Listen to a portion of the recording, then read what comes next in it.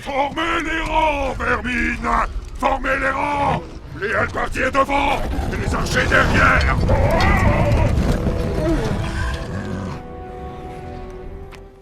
Salut la commu, et ben aujourd'hui on est là pour une petite interview juste avant donc là on est dans la première partie de l'interview, juste avant le tournoi de Nantes, donc le premier tournoi de qualification pour les championnats du monde de cette année. Donc on est avec une joueuse qui s'appelle Ikori et elle va vous se présenter maintenant. Donc salut, moi c'est Ikori, donc j'ai 23 ans. Parce qu'on pourrait me prendre pour un enfant de 14 ans des fois, mais non, c'est juste que je suis une fille. C'est assez rare dans la commu, donc ça fait bizarre des fois aux gens, mais ça existe. Donc IRL, je suis thésarde en chimie et biochimie.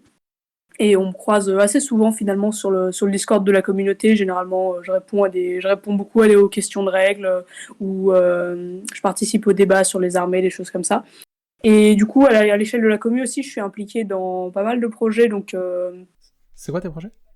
les projets fédéraux, du coup, notamment, par exemple, j'ai participé à l'écriture de la Convention francophone de règles, donc t'étais là aussi, hein.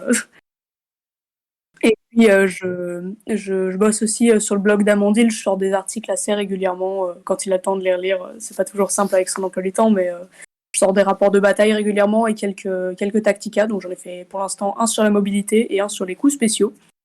Donc j'espère pouvoir en sortir d'autres prochainement en fonction du calendrier et tout ça. On a hâte de lire les prochains. Et donc là tu t'es lancé dans la compétition plus WTC cette année. Quelles ont été tes motivations et pourquoi t'as décidé de te lancer dans cette aventure ? Je pense que sur mon parcours de joueuse, finalement, j'ai toujours été assez orientée vers le compétitif. En fait, depuis que j'ai commencé, finalement, ça a toujours été une optique assez prédominante dans ce que je faisais, même quand j'étais débutante ou quoi. Enfin, j'avais commencé à jouer avec des trucs Mordor, double Nazgûl, ce genre de choses. Et enfin, finalement, ça m'intéressait d'avoir une liste qui vraiment pouvait faire des trucs et qui me donnait l'opportunité d'arriver à vraiment à avoir un plan de jeu clair et pas juste dépendre des scénarios ou des match-ups que j'allais avoir en face. Donc c'était ça s'est un peu fait tout seul en fait quelque part. Ouais, en fait, t'as bien apprécié le jeu et t'es tombée amoureuse un peu du Mordor et donc, je présume que c'était un peu ton armée de cœur. Là en fait oui et non, armée de cœur je dirais que j'en ai deux en fond. Donc effectivement déjà je suis une joueuse du mal invétérée, on me voit très rarement avec des armées du bien. Je suis même pas sûre que ce soit déjà arrivé. Et donc déjà parce que jouer les méchants c'est plus stylé et puis il y a des options stratégiques vraiment cool dans le mal, par exemple plus de mobilité généralement, ce qui est un point que j'ai tendance à bien aimer dans mes armées. Après du coup j'essaie aussi de me diversifier, mais je joue donc principalement en Mordor. Donc Mordor c'est un peu la comment dire, une vieille histoire quelque part, parce que déjà depuis que j'ai 5 ans, les Nazgûl, les machins volants, l'œil de Sauron, je trouve ça trop classe. Donc quand j'ai commencé le jeu, au tout début, c'était vraiment ça que je voulais jouer, en mode le roi sorcier c'est trop cool. Je savais même pas encore que c'était fort à l'époque, je voulais déjà jouer ça. Et il se trouve que la faction étant très équilibrée et probablement la meilleure du jeu, faire tellement de trucs avec, je m'y suis beaucoup attachée, notamment parce qu'elle a déjà donc pour cet aspect un peu visuel, historique que j'aime beaucoup. Et parce que c'est aussi l'armée avec laquelle j'ai fait beaucoup de tournois assez importants dans mon parcours finalement. J'ai fait mon premier tournoi avec, j'ai appris à jouer avec la faction. J'ai fait mon premier tournoi vassal avec, par équipe aussi. Et puis plus récemment, par exemple, j'ai fait l'Open de France en décembre avec une liste Mordor. Et c'est le premier tournoi où j'ai vraiment fait une bonne perf sur un tournoi compétitif et tout. Donc bon, le Mordor a un peu été là partout partout dans mon parcours. Mais à côté de ça, j'ai quand même une sorte de petit amour contrarié avec les Orientaux. On a une relation compliquée parce que, pareil, ça a commencé quand j'ai commencé le jeu, ça, vraiment. Que je connaissais pas vraiment la faction avant. J'ai lu les livres et j'ai vu les films, mais déjà dans les films on les voit pas beaucoup. Quand je les ai découverts dans le fin fond de la cave de Chaka, je fais ils sont stylés. Et en fait c'est avec eux que j'ai fait ma première partie en 1 contre 1 compétitif vraiment, ou orienté compétitif. Donc j'avais joué contre Chaka ce jour-là. Et donc j'avais joué les Orientaux avec notamment Camul, qui est un profil avec lequel j'ai un sacré historique aussi. Tout le temps à me faire des blagues, à rater ses spells et ce genre de conneries là. Et donc, À l'époque, quand j'avais commencé, les orientaux, il n'y avait pas encore la défense du Nord, donc du coup, chacun m'a dit touche pas à ça, c'est pourri, tu vas pas du tout t'amuser avec. Donc, attends la défense du Nord avant de commencer à les jouer. Et donc, il se trouve que la défense du Nord a fini par sortir, donc j'ai pu commencer à penser jouer à joueurs orientaux, etc.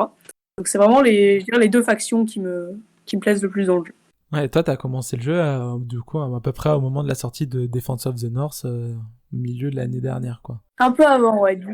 Un peu avant. En fait, j'ai commencé alors, mon premier contact avec le jeu, c'était en janvier 2022, donc janvier dernier, il y a à peu près un an, à l'heure où on parle.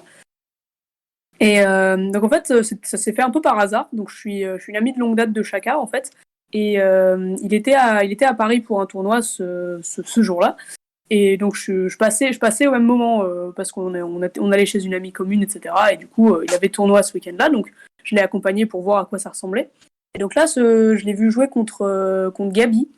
C'était une armée, donc c'était un match, je crois que c'était un Hold the Ground. Lui, Gabi avait Angmar et, euh, et Shaka, il avait LL Azog. LL Azog, ouais, en 600 points.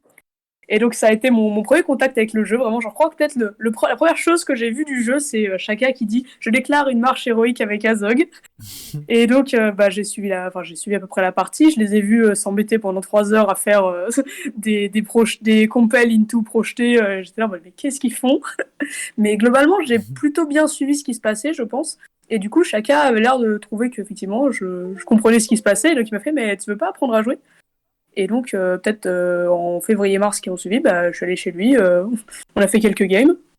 Et de toute façon, à partir de là, ça a été une sorte le début de la grande aventure, on va dire.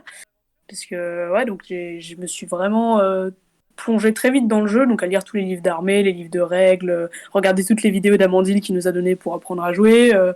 Et du coup, après ça, chacun m'a dit, écoute, je fais un tournoi en avril. Joué depuis 2 mois, hein. Énorme tournoi, 80 personnes. Tu veux venir? Je fais écoute, faut bien commencer quelque part. Et donc entre-temps, je me suis entraînée sur Vassal notamment, donc c'est là que j'ai fait la connaissance d'Amandine. Ouais, c'est un super outil pour pouvoir rencontrer des gens et jouer au jeu aussi quand on n'a pas beaucoup de joueurs autour de nous. Ouais, c'est vraiment top parce que alors du coup moi j'ai un profil un peu particulier parce que non seulement j'arrive par le jeu déjà en connaissant un peu 2-3 personnes importantes de la commune et tout, mais surtout j'ai pas de figurines en fait. Tous les tournois que j'ai fait cette année, je les ai fait avec les figurines de chacun. Et donc non, ça pose pas de problème pour la logistique en tournoi vraiment parce qu'il il est vraiment top à ce niveau-là. Enfin, sans lui clairement je pourrais pas faire mes tournois et participer comme je le fais. Et du coup, ouais, Vassal, ça me permet de m'entraîner déjà un peu quand je veux. Hein, surtout qu'en ce moment, la communauté est super active sur Vassal, c'est un truc de fou. Tous les soirs, il y a au moins 4-5 games, c'est impressionnant. Mais c'est ça, tous les soirs, il y a 4-5 games en parallèle. Ça me fait bizarre d'imaginer qu'à une époque, ils étaient 5, quoi. Et donc, ouais, Ouais, c'est assez impressionnant. je m'entraîne pas mal sur Vassal, et du coup, c'est aussi par le biais de Vassal, notamment, que j'ai fait la connaissance d'Armando après, plus tard dans mon parcours, donc peut-être l'été dernier, un truc comme ça. Et du coup, depuis, il me suit aussi pas mal, et il me coach un peu, donc ça aide beaucoup T'es à un peu la progresser. chouchoute d'Armando, quoi. Ouais, c'est un titre qui a été utilisé. Il l'utilise parfois quand il est de bonne humeur et tout, que j'ai pas fait trop de conneries. Sinon, bien sûr, il ira tout en bloc. Mais effectivement, j'ai ce titre, Armando, quoi. bien sûr. Mais donc voilà, en fait, mine de rien, j'ai eu la chance d'être suivie par, donc dans un premier temps, Chaka qui m'a appris les bases, puis un peu Amandine, du coup, parce que j'ai été dans son équipe pour Kairandros après l'avoir rencontré assez tôt dans mon parcours de joueuse, quoi. Et puis, du coup, là, plus récemment, Armando, du coup, qui suit beaucoup ce que je fais.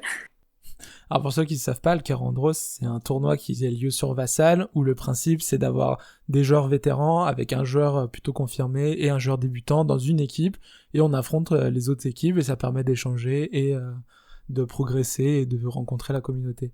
C'est un tournoi assez communautaire sur Vassal. Voilà, du coup, pour la première édition la première édition que moi j'ai faite de Kairandros, du coup, il y a Amandine en fait qui est venue me recruter quasiment direct après le tournoi danse, presque. Il me dit hey, je vais faire un tournoi sur Vassal en équipe et tout, est-ce que ça t'intéresse, est-ce que tu veux bien être dans mon équipe et tout.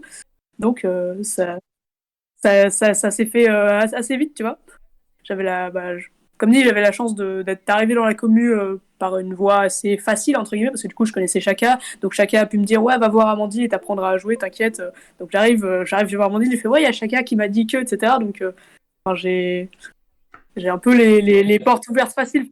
Ouais, t'es passé par les petites portes. C'est ça.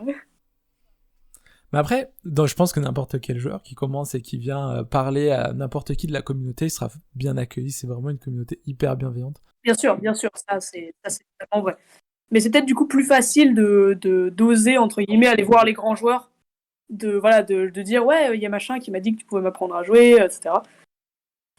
D'ailleurs, catégorie anecdote, il faut savoir que quand je me suis pointé pour jouer avec Amandine la première fois, donc on a fait une game sur Vassal, tout ça, donc on était resté peut-être, je sais plus, de 3 heures en vocal, du coup, le temps d'une partie en 800, plus mise en place, etc., et débrief après. Et à la fin, il va voir Chaka, il lui fait ah ouais, mais il est sympa ton petit apprenti, puis il joue bien et tout. Chaka lui fait oui, alors par contre, c'est pas un mec. Donc voilà, Amandine pensait juste que j'avais 14 ans. C'est drôle. Ah, c'est ça souvent comme ça dans les vocaux avec les demoiselles. Ah ouais, donc voilà. Bon là, ça va, comme je commence à être un petit peu plus connu au sein de la commune, je pense que les gens qui feront la confusion seront plus rares, mais sait-on jamais. Ouais, c'est fort possible. Et donc, en fait, toi, en gros, ça fait 6 mois, 1 an que tu joues au jeu, et ça te fait pas peur de te lancer dans une qualification pour les championnats du monde? Quels sont tes ressentis et est-ce que tu te sens prête? Eh ben, comme dit déjà, ça s'est fait un peu naturellement parce que donc c'est une optique que j'ai toujours eue dans mon jeu, effectivement, d'essayer de chercher au moins une certaine notion de performance, effectivement, pas forcément faire top 1 française ou quoi, mais faire des games dont je sois contente et où je puisse me dire ouais, ok, là ça marche bien et tout. Puis le truc, c'est que, en fait, c'est assez rare que je m'implique autant dans un truc où j'ai pas l'impression d'avoir tant de facilité. Mais en fait, j'apprends plutôt bien et j'ai des très bons joueurs qui s'intéressent à ce que je fais. Donc, Chaka, Amandine et Armando, très, très spécifiquement, ils ont énormément contribué à mon niveau de jeu aujourd'hui. Je les remercierai sûrement jamais assez pour ça. Mais je pense que c'est notamment grâce à l'encadrement dont j'ai bénéficié, en fait, qui fait que j'ai le niveau, enfin, j'ai progressé plus vite. Je pense que n'importe qui juste découvre le jeu dans sa cave en jouant avec 2-3 potes, quoi. Donc ça a pas mal polarisé donc mon jeu vers le compétitif et ça m'a tiré vers le haut en termes de niveau. Après, j'ai conscience d'avoir encore quelques irrégularités dans mon jeu. Je sais que je peux faire des grosses bêtises et que ça peut me flanquer une game par terre, donc je me méfie un peu de tout ça. Enfin, je me méfie un peu de moi-même, quoi, dans cette idée-là. On en fait tous des bêtises. Ouais, voilà, mais il y a des fois où je me dis, putain, mais c'est super con ce que t'as fait. Pourquoi, genre, tu le sais en plus et tout. Enfin, voilà, ça m'arrive et donc du coup, si ça m'arrive en tournoi, je suis un peu deg et tout et du coup, il y a eu justement l'Open de France dont je parlais un peu tout à l'heure. Donc c'était en décembre dernier et là aussi les gens étaient venus avec des grosses listes parce que ouais, c'était assez compétitif. C'était bien compétitif parce que c'était un peu le dernier gros tournoi pour marquer des points avant le TC et du coup les gens voulaient la qualif, donc les gens sont venus avec un peu du sale et donc j'étais au milieu de tout ça avec une liste tout aussi sale que les autres d'ailleurs hein. Mais genre l'Open en plus ça avait été particulier parce que à la base j'avais prévu de jouer demi-troll mais en fait Chaka est venu peut-être 2 semaines avant le tournoi, il m'a fait en fait les demi-trolls je pense que je vais les jouer moi. Donc ce serait bien que tu joues autre chose.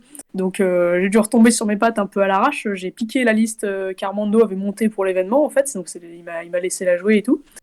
Et sympa. Ouais, meilleur mentor. Et du coup, avec ça, donc j'arrive déjà, je suis à peu près équipée. Donc j'ai une liste Mordor, Suladan avec l'ombrelé libre, ce genre de choses. Et en fait, je suis tombée contre 2-3 joueurs compétitifs, notamment. Donc, il y a eu la 3e ou 4e game de la journée, je crois. C'était contre Estan, qui jouait du Angmar. Et on était sur affrontement au clair de lune.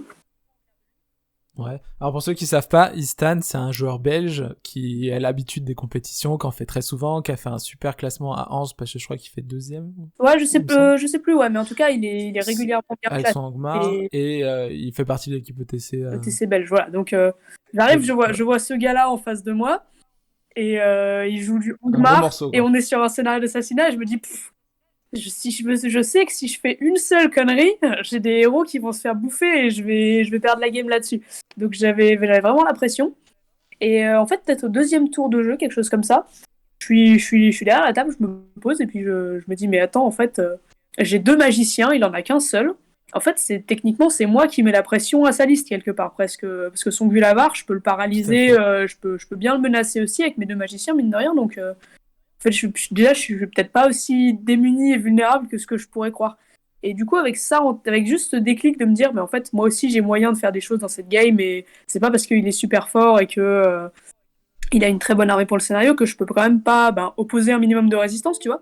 Et finalement, j'arrive à arracher l'égalité sur la game. Donc, alors c'était pas facile, hein, et j'aurais pu la perdre, Mais le fait d'arriver au moins à tenir le choc là-dessus, avec un petit coup de main du décor pour planquer 2-3 héros et tout, j'avoue. Mais le fait d'arriver à tenir Ouais, mais bon, c'est que t'as bien joué. ça fait que je me dis, je suis capable de quand même faire des choses si j'ai pas le cerveau qui s'éteint sur la game, tu vois. Donc Ça t'a fait prendre confiance en ça, toi. ouais, ça a vraiment été une sorte de gros déclic. Et du coup, après, pour le deuxième jour de l'Open, tout bêtement, j'étais déjà plus sereine. Et finalement, sur l'Open, j'avais perdu que la première game de la journée. Je l'avais perdu sur une démoralisation à une figue. Et sinon, j'ai concédé aucune autre défaite sur ce week-end-là. Donc ça m'a beaucoup Super. rassuré sur mon niveau de jeu. Parce que, finalement, on me disait que je jouais bien, mais j'avais jamais vraiment fait de gros scores en tournoi et tout. Et donc là, arriver à me poser 15e sur les 48 joueurs, je crois, un truc comme ça. Ouais, c'était ça, t'es 48. Et donc, du coup, arriver à me poser 15e en ayant concédé qu'une seule défaite, etc., sur le week-end, c'était quand même une très bonne perf. Et du coup, C'est une super je me perf. dis ouais, ça peut marcher, quoi. Peut-être pas à tous les coups, et voilà, mais j'ai quand même moyen de faire des choses. Donc ça me conforte au moins un petit peu pour me dire que je vais pas normalement pas trop me faire bouffer là sur la qualif. Donc Super, en fait, là, ça va vraiment donner la confiance de te lancer dedans. Et ouais, c'est ça. je Alors comprends, je pense que j'aurais tenté dans tous les cas, mais en tout cas ça me rassure et ça me permet d'y aller de façon un peu plus sereine en tout cas. Si je fais pas trop de bêtises. Et ça en fait tous. On en fait tous. Et donc, c'est quoi tes attentes, du coup, de cette qualification? Quels sont tes objectifs et qu'est-ce que t'espères y trouver personnellement? Alors, bon, déjà, je pense pas finir dans l'équipe ETC française ou quoi que ce soit. Hein. Je vise vraiment pas aussi haut et je pense que j'ai pas le niveau. Il y a des joueurs qui sont bien meilleurs que moi pour aller nous représenter à l'international. Mais en tout cas, moi, donc, j'aimerais accrocher le top 24 pour pouvoir voir un petit peu la phase en équipe déjà. Notamment parce que j'aime bien les gens de la commu quand même. Et je commence à être pote avec pas mal de monde finalement. Et donc je me dis que en faisant le top 24, déjà, je peux avoir une équipe où je suis bien pour la phase en équipe, quoi. Je sais que je vais pas tomber avec des gens parfaitement inconnus ou quoi. Et donc que ça va être un moment sympa. Au moins de pouvoir voir un peu comment ça se passe en équipe, réfléchir à des listes ensemble et tout, vivre quelque part un peu l'expérience ETC, même juste à notre échelle. Et puis voilà, accrocher le top 24 sur tout le pays, c'est quand même sympathique comme performance en C'est une soi. super Donc perf, quoi. voilà, je m'attends pas à sortir des phases en équipe, quoi, mais j'aimerais y accéder quand même pour voir un petit peu à quoi ça ressemble. Après, tant pis si on se fait sortir Donc, au premier tournoi en équipe ou un truc comme ça. objectif top Objectif 24 top pour 24, être c'est ça. dans les jeux, dans une équipe, quoi. Voilà. Super. Et donc là, ça nous emmène au premier tournoi qualif de Nantes, où on va en parler un peu. Donc c'est un tournoi qui a lieu à Nantes, où il y a une 50aine de joueurs, et ça va être un tournoi qui se place juste avant les ETC, donc 2023. Donc on sait qu'il y a beaucoup de joueurs qui vont venir aussi jouer leur liste ETC, plus ça joue pour la qualif, donc c'est un tournoi où il y aura beaucoup de gros joueurs. Et toi, du coup, sur quoi t'es parti? Qu'est-ce que t'as eu envie de jouer? Alors moi du coup je suis partie, alors on en parlait un petit peu tout à l'heure de mes armées de cœur, etc. Donc là c'est vraiment ma liste entre guillemets, c'est un peu mon bébé que je traîne depuis cet été là, je travaille dessus. Donc c'est une liste Mordor orientaux. Donc c'est une alliance qui se voit pas finalement pas tant que ça, j'ai l'impression, sur la scène compétitive. Les gens préfèrent soit orientaux pur, soit Mordor pur, soit Mordor Arad, des trucs comme ça. Mais du Mordor orientaux, j'en ai pas vu tant que ça. Et donc en tout cas, j'essaye de m'approprier un peu le truc pour pouvoir dire moi je jouais ça. Donc je joue ça depuis cet été en fait, parce que donc sur la conception de la liste en fait à la base, il y a les 2 factions que j'aime bien. Et en fait, je crois que je venais de me prendre dans la gueule un Suladan roi sorcier avec le roi sorcier pas général et tout, et j'avais trouvé ça plutôt fort. Et donc je réfléchissais un peu et je me dis tiens, mais y a pas un autre héros de légende qui est sorti il y a pas longtemps et qui a un profil sympa. Donc au départ, quand je commence à monter la liste, donc je prends l'empereur dragon. et je mets le roi sorcier sur ombrellé et je commence à monter la liste sur le papier. Je me dis, bon, les deux, ils coûtent super cher, ça tiendra jamais, je vais être en sous-nombre. Puis je monte la liste et je suis 43. Et je me dis, il y a bien un truc à faire en fait avec ça. Donc je peaufine un petit peu, du coup j'optimise à 44 figurines. Et donc je m'entraîne avec ça depuis peut-être mi-août. Et alors, avec plus ou moins d'assiduité, tu vois, mais parce il y a des tournois entre temps et tout. Je l'ai sorti pour la Ligue Vassal, donc là un tournoi sur Vassal en solo, 800 points, un peu orienté compétitif aussi, voilà. Et donc j'ai sorti ça pour la Ligue Vassal entre octobre et décembre, je crois, quelque chose comme ça. Donc Ouais, donc assez récemment. voilà, donc ça m'avait fait aussi l'occasion de la sortir pour la première fois sur un tournoi. Et donc là, comme les orientaux de Joseph vont être enfin peints, ça va être l'occasion pour moi de les sortir pour la première fois sur une table de jeu. Donc j'ai un peu hâte aussi, ne serait-ce que pour la voir en vrai, presque, enfin des mois après l'avoir pensé pour la première fois et tout. Donc voilà, je trouve que c'est une liste qui me correspond bien. Elle est très tanky sur le principe et pas trop punitive, je pense, sur les erreurs. Donc déjà, ça me rassure un petit peu d'avoir une liste que je connais bien et qui me semble adaptée. Et je trouve et voilà, puis après, il y a le côté un peu perso, les Orientaux, le Mordor, c'est mes factions préférées, donc arriver à faire quelque chose avec les deux, ça me plaît beaucoup. Donc voilà, donc si on résume, c'est faction que tu adores, liste que tu sais jouer et que tu as appris à jouer, et des héros sur lesquels qui t'as confiance, et une liste assez permissive vu que t'as le droit à certaines erreurs, quoi. Ouais, c'est ça. Ouais, les héros, notamment, on est sur des trucs assez classiques. Enfin, l'Empereur Dragon, donc c'est un excellent général.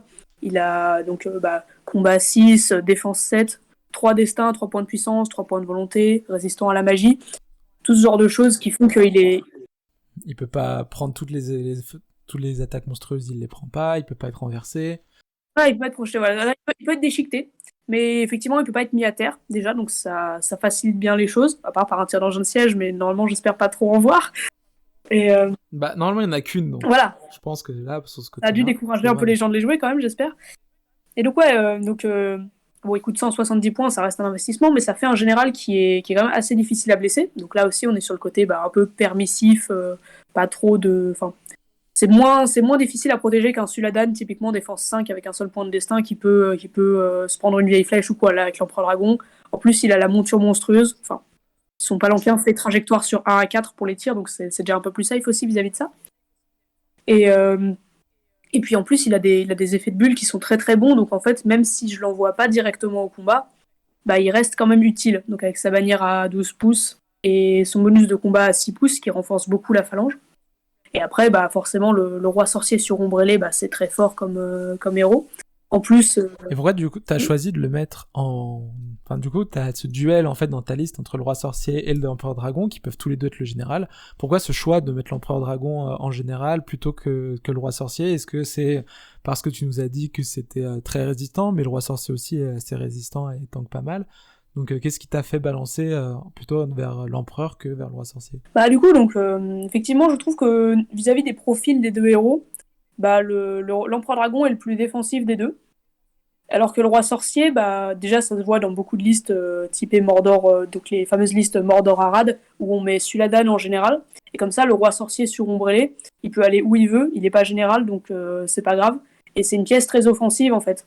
Comme avec le vol et avec sa magie, il peut servir d'assassin très facilement. Et que t'as pas envie d'envoyer ton général de s'occuper des assassinats ou aller faire des moves un peu risqués dans la phalange ennemie.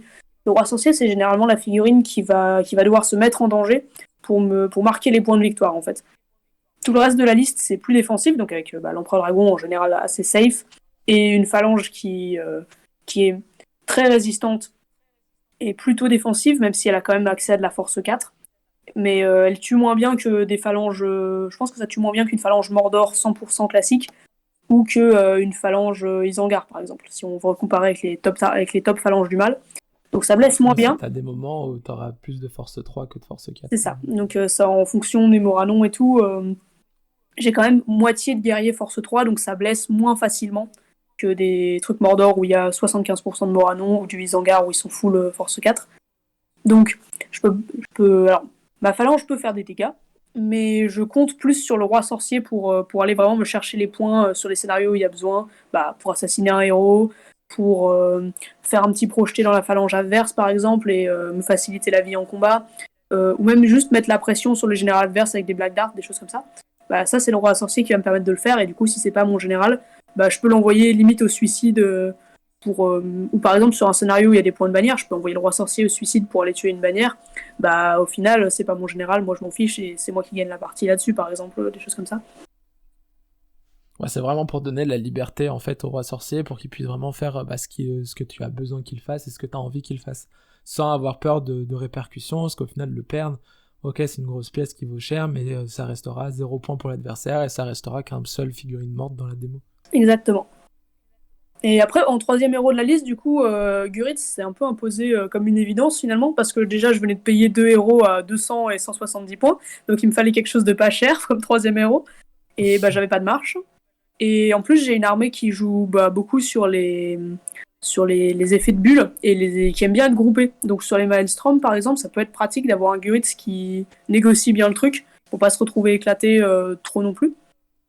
Et du coup, Guritz, ouais, 3 points de puissance, le bonus de Maelstrom, et la marche, le tout pour 60 points.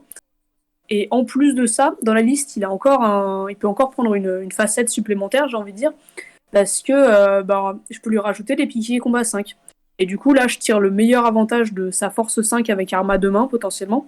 Donc Guritz, s'il taille à 2 mains, il monte force 8 virtuellement, en fait. Et c'est un truc que les gens attendent pas forcément d'une figurine à 60 points, quoi, qui a quand même plutôt un profil de petit capitaine classique, mais en fait, il peut faire super mal. Et donc avec un petit combat 5 derrière, ça lui permet vraiment de révéler tout son potentiel destructeur en fait. Parce qu'avant, en fait, le problème de Guritz dans les combats, c'est qu'il avait combat 4. Et là, le fait que tu lui mettes les dragons noirs qui sont boostés par l'empereur, ça passe à combat 5, et ça en revient en fait à un petit monstre, mine de rien, le petit Guritz.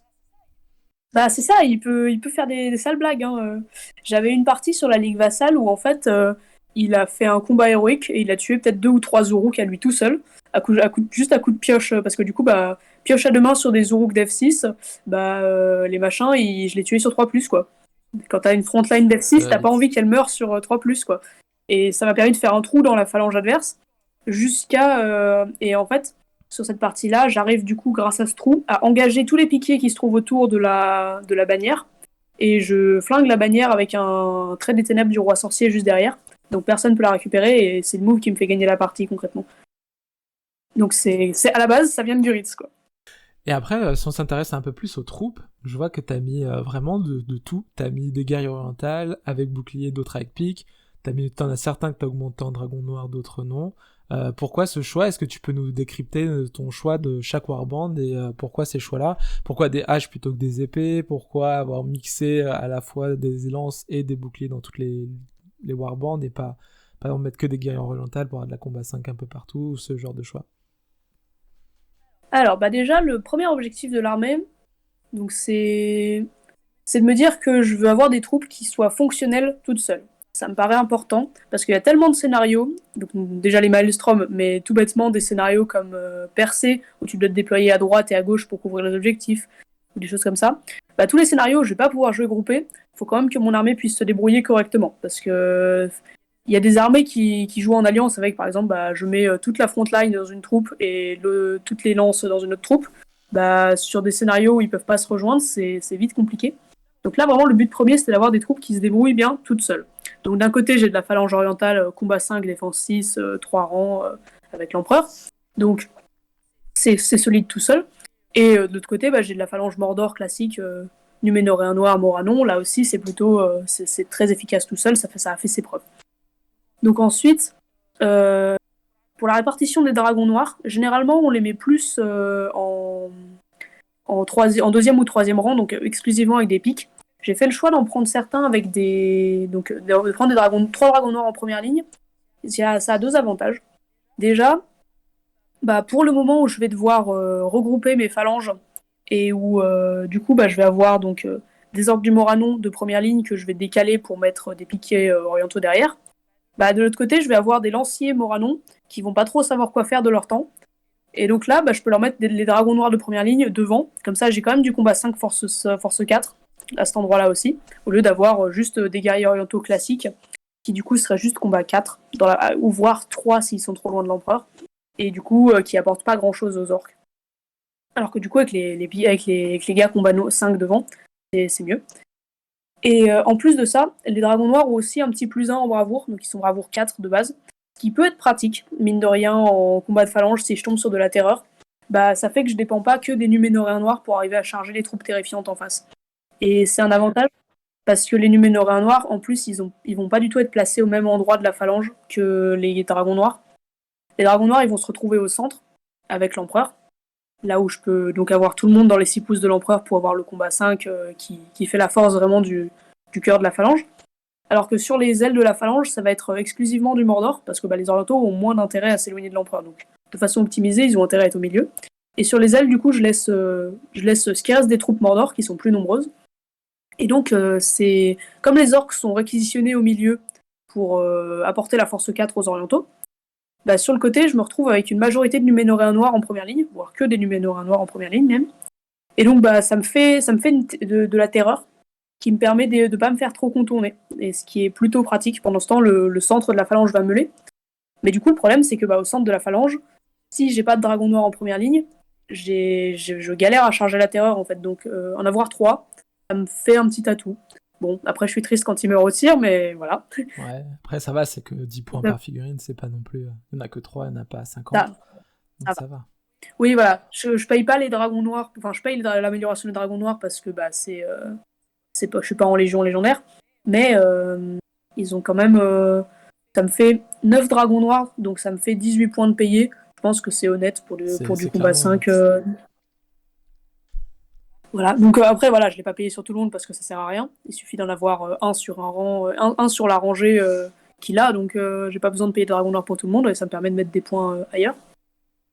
Voilà. Et ensuite, du coup, pour le Mordor, donc j'ai mis plus de Numénoréens noirs parce que comme ça, donc j'ai le combat 4 et la terreur sur les côtés, pendant que les Moranons se mélangent avec les orientaux, dans le cas idéal, hein, sinon c'est classique Mordor et classique orientaux. Et alors après, j'ai choisi les haches pour les Moranons, un peu sur conseil de Shaka, qui m'a dit que ça se jouait plutôt comme ça, d'ordinaire. Parce que si je tombe sur la défense 7, je vais vraiment galérer à les tuer. Alors qu'avec la hache, a priori, je peux tailler et quand même essayer de les tuer sur 5. Après, je sais pas si je vais garder ça à terme, donc je verrai notamment sur le tournoi là, mais j'ai tendance à être assez frileuse sur la taille, moi, parce que j'aime pas perdre des unités. Je paye la défense 6, c'est pas pour que les mecs se fassent exploser super facilement par de la force 3. Donc je suis souvent assez réticente à tailler, même avec tout le monde derrière, je suis assez réticente à tailler. Donc voilà, je teste comme ça. Parce qu'en plus, comme je suis 44, a priori, j'ai plutôt facilement, entre guillemets, le bonus d'armée Mordor. Ouais, t'as un petit peu plus haut que la moyenne qui est à peu près de 40 figurines. Voilà, c'est ça. Normalement, les armées sont plutôt à 40. 42 figues, ça se voit souvent. 44, c'est déjà un tout petit peu plus rare, je trouve. C'est pour ça que j'ai choisi d'optimiser à 44 figues et pas 42. Parce que j'essaie d'avoir d'un nombre de figurines paires pour le seuil de démoralisation. Et donc à ce niveau-là, je me suis dit, ok, je vais monter à 44 figurines plutôt qu'à descendre à 42 en payant plus de dragons noirs, par exemple. Je monte à 44. Comme ça, contre toutes les autres armées à 42, là, j'ai le bonus d'armée Mordor. Et ça peut me servir. Et après, la dernière question moi, que je me posais, c'était, t'as mis un chevaucheur de Warg et un pisteur orc sur Warg. Pourquoi avoir différencié les deux? Pourquoi ne pas avoir mis d'équipement sur ton chevaucheur de Warg? À quoi ils vont te servir dans la liste? Parce que j'avais plus de points. c'est vraiment juste ça, en vrai. C'est...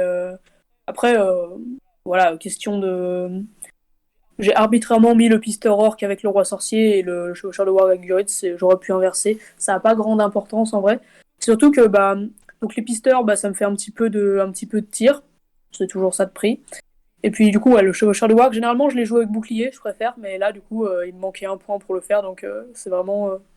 il a vraiment juste pas de chance. Il est victime des coupes budgétaires. À côté de ça, il y a un dragon noir qui a une belle armure. Et il peut être un peu jaloux, mais... Et pourquoi avoir mis un pisteur sur Warg plutôt qu'un autre chevaucheur, tout simplement? Le pisteur sur Warg, mine de rien, c'est une unité que je trouve assez rentable. Parce que, donc il a un peu de tir, c'est de la cavalerie. Ça fait je pense que vu comme ça se présente, il devait me rester peut-être 18 points ou un truc comme ça, et j'avais pas de cavalerie, j'avais peut-être 3 pisteurs, quelque chose comme ça, donc j'ai dit ok, ce pisteur-là il prend un warg, et le chevaucheur de warg après il prend. Enfin, je le rajoute, et comme ça me fait les points sans trop avoir à tordre ma liste dans tous les sens. Et après, ouais, voilà, enfin, ça fait un peu de cavalerie pour avoir un peu de mobilité. Et ça me fait un petit peu de tir quand même. Bon, alors 3 tirs, ça va pas changer la face du monde, mais on sait jamais, ça me fait quand même 3 petites chances de faire des dingueries sur des chevaux adverses ou quoi. Donc voilà, ça fait des teneurs d'objectifs sinon. D'accord, donc si on résume un peu ta liste, pour voir si j'ai bien compris, c'est choix déjà des armées parce que c'est des armées de cœur. Après, c'est Empereur Dragon pour sa résistance et ses buffs qu'il donne à l'armée, et aussi pouvoir libérer le roi sorcier, qui va être lui sur Ombrellé et qui va pouvoir aller vraiment menacer ton adversaire. Et derrière, t'as fait le choix de vraiment avoir toutes tes warbands qui peuvent à la fois se mélanger et être indépendantes, pour au cas où, si t'as des scénarios où chacun arrive de son côté, pouvoir quand même être polyvalent en fait. Ouais, c'est l'idée, ouais. Ok. Et du coup, qu'est-ce que tu juges tes points forts, quels sont tes points faibles? Est-ce que tu as des scénarios qui t'inquiètent? Est-ce que tu as des scénarios où tu souhaites tomber? Comment tu vois tout ça? Et puis... Alors, bah, déjà, sur tout ce qui est scénario de bâche, bête et méchant, où on se tape dessus, donc la poule 4, à la mort, seigneur de guerre et combat des champions, j'estime que je suis bien, parce que bah, j'ai une très bonne phalange, j'ai de très bons héros combattants, donc a priori, j'ai de bonnes chances d'éclater toute armée qui sera en face de moi, donc sauf autre grosse phalange, genre des grosses phalanges du bien avec des nains ou des elfes, des choses comme ça va être plus compliqué, mais sinon, j'ai généralement de bons match-up contre la plupart des armées classiques, je pense. J'ai aussi l'avantage, bah, du coup, sur tout ce qui est scénario à bannière, ma bannière a très peu de chances de se faire tuer, puisque c'est le palanquin de l'Empereur Dragon. Donc, j'ai peu de chances de le perdre. Et moi, à l'inverse, j'ai des arguments pour aller tuer la bannière ennemie, donc avec le roi sorcier, etc. Donc, c'est plutôt pas mal. Sur les autres scénarios aussi, il y a Contrôle du champ de bataille, par exemple, qui est plutôt bien pour la liste, en fait, parce que c'est un très bon scénario de l'Empereur Dragon. Parce qu'en fait, il peut démonter de son palanquin. Et quand il démonte, il fait apparaître autant de gars qu'il reste de points de vie au palanquin. Donc généralement, c'est 6, sauf si l'adversaire a tapé dessus. Donc ça me fait 6 figurines de plus sur le terrain. Et sur contrôle du champ de bataille, ça peut vraiment renverser un quart de table assez facilement. Donc c'est plutôt fort comme détail. En plus, comme c'est Maelstrom, bien sûr. Alors après, sur les scénarios objectifs, je peux être plus réticente à le faire parce que je peux avoir besoin encore de la bannière et de la C5 pour tenir les objectifs, par exemple. Mais voilà, effectivement, la démonte du palanquin est un trick qui peut servir sur beaucoup de scénarios où il y a besoin d'avoir des gens dans une zone. Genre sur ma dernière partie du tournoi Kyrandros, ça m'a encore sauvé ça m'a sauvé la mise de pouvoir le faire sur Divide and Conquer, parce que sinon je perdais la game. Donc c'est vraiment fort ça. Et aussi tout bêtement, j'en ai pas encore trop parlé, mais le fait que la bannière de l'empereur soit à 12 pouces, ça lui permet de suivre le roi sorcier en fait. C'est con, mais le roi sorcier, habituellement, il est hors de portée de bannière quand il va faire un assassinat ou quelque chose comme ça. Là, avec 12 pouces, il y a quand même des chances qu'il en bénéficie. Et un dé en plus pour assurer le combat de l'ombrelé, on dit pas non, quoi. Donc, généralement, je dirais, comme on l'évoquait avant, la liste est très, très solide en termes de défensif. Il n'y a pas de héros trop fragiles, à part Gurid, c'est encore ça se protège, quoi. Mes héros sont plutôt solides et ma phalange aussi, donc je devrais pas me faire éclater trop vite. Pareil, la bannière et le général sont plutôt safe, donc ils donneront pas les points si facilement. Donc ça, c'est vraiment bien par rapport à la liste, donc ça fait que c'est stable en tout cas. Après, au niveau des choses plus difficiles, peut-être, il y a le fait que l'ombrelé, par exemple, ce soit mon seul mage. Généralement, ça se voit dans les compos double ou triple mage, limite des ombrelés. Mais en seul mage, en fait, elle peine un petit peu. Parce que c'est déjà les héros peuvent résister plus facilement. Elle peut elle-même être sous la cible, être la cible des mages ennemis. Et du coup, dans ces cas-là, elle va beaucoup peiner et elle va en fait pas vraiment faire de magie de la game. Elle va plutôt se concentrer sur la résistance. Il y a aussi le fait que l'armée est quand même pas si maniable que ça finalement. Enfin, ça reste correct, hein, mais c'est pas une armée qui est ultra mobile. dans le sens où orientaux ou Mordor pur, par exemple, il y a accès au tambour. Et là, j'ai fait le choix de pas investir là-dedans parce que ça fait des points quand même, mine de rien. Genre, faut. De tambour, ça fait 60 points, je crois, à peu près. Non, parce qu'après, c'est moins, Donc, c'est 15 points de tambour, vu que tu peux le mettre sur un guerrier. ouais, mais en payant le cavalier. Ouais, Ouais. c'est ça. Enfin, voilà. Faut payer le cavalier qui vient avec, mais. Oui. Mais voilà, donc ça fait quand même un certain investissement en points. Alors, ça peut se faire. J'ai vu Barbecue essayer des trucs comme ça. Ouais, nous, Barbecue, il risque de Mais, sortir ça, le TC, un double tambour. ouais, j'ai joué contre lui l'autre jour, là, donc j'ai vu un petit peu. Et j'aime beaucoup l'idée. Mais moi, du coup, c'est un choix que j'ai choisi de pas faire. Et ça fait que du coup, mon armée a une mobilité qui est limitée à la marche et à mes 2 cavaliers, quoi. J'ai un volant, ce qui est quand même plutôt pratique pour reconnaissance et des choses comme ça. Donc c'est pas non plus la dèche complète, quoi. Mais sur un scénario où il faut rusher le centre, par exemple, si je tombe sur une armée plus rapide que moi, ça peut être difficile. Donc si je joue pas assez vite ou quoi, donc faut que j'essaye aussi de carburer un peu plus avec en termes de rythme de jeu en fait avec l'armée parce que elle va bien gagner les combats, mais elle va pas nécessairement tuer à tous les coups, donc faut plus de tours de jeu pour la rentabiliser qu'une phalange qui tue plus vite, quoi. Ok. Et dernière question, t'as pas peur de t'emmêler les pinceaux avec le socle de l'Empereur Dragon, parce qu'on entend souvent que l'Empereur Dragon il est très compliqué à jouer dû à son énorme socle. Effectivement, alors c'est même un défaut de la liste d'ailleurs, j'en parlais avec Shaka. Shaka trouve que le roi sorcier et l'empereur dragon, donc qui sont les deux stars de la liste un peu en quelque sorte, souffrent tous les deux de leur gros socle. Alors le roi sorcier c'est moins grave parce que c'est un volant, mais ça reste quand même pas toujours évident de l'insérer quelque part. Si l'adversaire couvre bien son héros, le socle de l'ombrier il passe pas et point en fait. Donc l'empereur dragon, comme je fais tourner la liste depuis un moment, j'ai eu l'occasion de constater un petit peu. Il a tendance à me faire des sales blagues en fait quand il finit au corps à corps. Genre, l'autre jour, il a perdu un combat contre un nain et un lac-ville et il a pris un PV sur une connerie comme ça, et ce qui fait que j'ai pas une victoire majeure, par exemple. Il a failli se faire blesser par des Uruk aussi une fois. Genre, il était seul contre 3 Uruk et il a perdu le duel et il a failli prendre un PV. Il est vraiment assez spécialiste dans les blagues comme ça, donc plus ça va et moins je le mets dans la phalange en fait. Limite, il reste juste derrière, il fait coucou. Et comme ça, son socle me gêne pas, tu vois. Donc il est juste derrière les lignes, il apporte ses buffs et je lui en demande pas beaucoup plus. Après, il y a des fois où, même j'ai même pas la place de le mettre en fait, parce que si je l'insère dans la ligne, ça élargit vraiment beaucoup la phalange et il y a des endroits où je passe plus et où tout le monde se marche dessus, donc c'est l'horreur. Donc à choisir, plutôt que si je dois choisir entre avoir 2 ou 3 guerriers de plus au combat, enfin avec leur soutien bien sûr, donc plutôt 4 ou 6.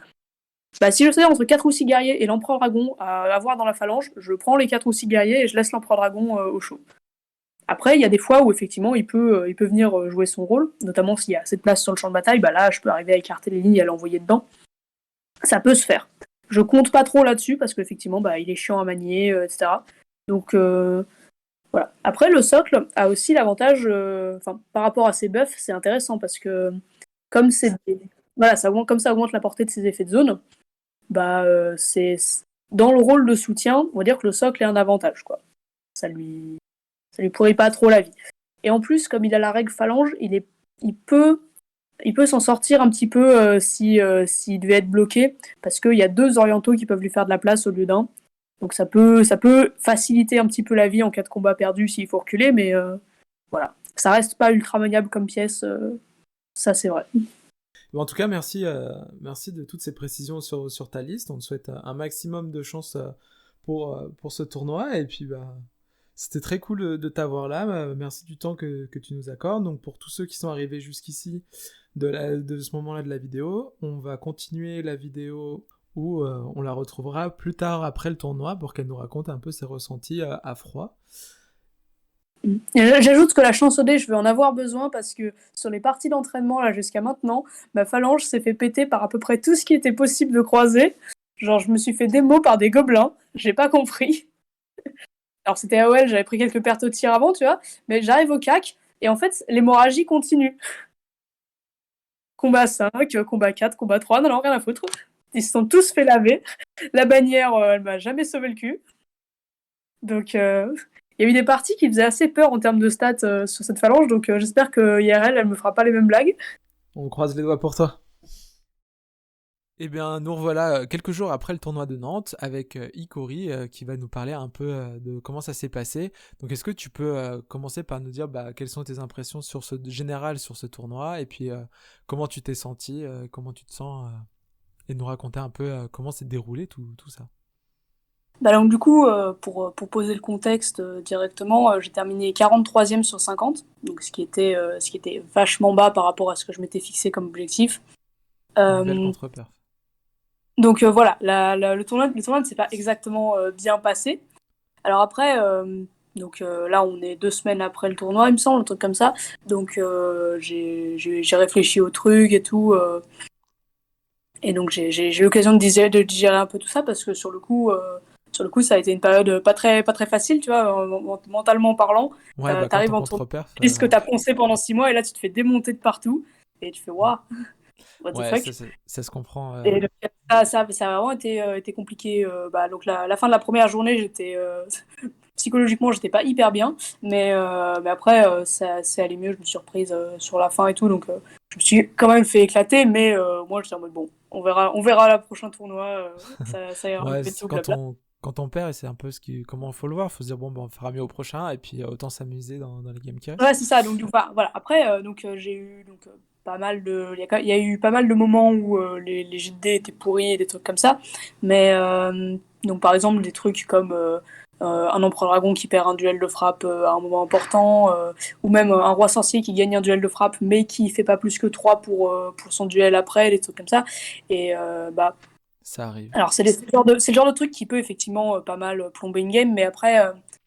Je suis d'avis qu'il faut pas se concentrer uniquement sur ça non plus. Parce que, idéalement, moi, ma vision du jeu, c'est que en fait, si t'arrives à des situations où, effectivement, le jet de dés du destin peut te pourrir la vie, c'est que t'as pas fait au mieux, en fait. C'est ça, c'est qu'il y a d'autres trucs qui ont merdé ailleurs, quoi. Alors, en recommençant par le début, donc toi, on a déjà vu la liste et comment tu te sentais. Donc, comment ça s'est passé déjà ta première partie et ton arrivée, et puis ton arrivée sur le lieu. Bah, alors, au niveau purement logistique, organisationnel, etc., donc, voilà. Le week-end s'est super bien passé. Les gens sont toujours très sympas en tournoi, bien sûr. Maintenant, comme je commence un peu à connaître la commu, quand même, je suis plutôt à l'aise dans ce genre de milieu et tout, donc je reconnais des gens, on papote et tout, enfin voilà. Après, du coup, la première game en elle-même, donc j'étais contre Prodample, qui va au WTC cette année avec l'équipe 3. Donc on était sur Assassinat. Lui jouait Assaut sur la Lothlórien, avec 66 figurines, je crois. Donc il n'avait pas de chef de meutoir ou de trucs comme ça, il était vraiment 2 araignées, peut-être 2 bats. Et sinon, c'était que de la horde de gobelins avec du tir. C'est ça. Et il jouait aussi deux bannières. De toute façon, vous avez la liste qui apparaît là. Donc voilà, donc j'étais contre ça. Alors sur Assassinat, je me dis que ça va parce que bah, si je fais attention aux chauves-souris et aux trucs comme ça, normalement j'ai vraiment que ça à gérer en fait. J'ai les petites bestioles enragées, mais sinon c'est vraiment la seule grosse menace de la liste. Et moi ma grosse menace c'est une ombrellée à 200 points, donc j'ai moyen de faire des trucs. Donc au déploiement, Prodamp se met pas tout à fait fond de table, il se met à peut-être 8 pouces de moi, donc pour que je puisse pas le charger tour 1. Mais moi je suis contente parce que ça veut dire il aura qu'une seule phase de tir. Et en plus son capitaine gobelin est directement en face de mon roi sorcier. Ah oui, Et donc il l'a mis dans potentiellement, le le kill en est pas plus. loin, quoi. C'est ça, donc en fait le kill non parce qu'il était caché derrière, enfin il était dans ses troupes quand même, il était pas frontline en D'accord. faisant coucou, tu vois, mais il était à portée de Black Dart en tout cas.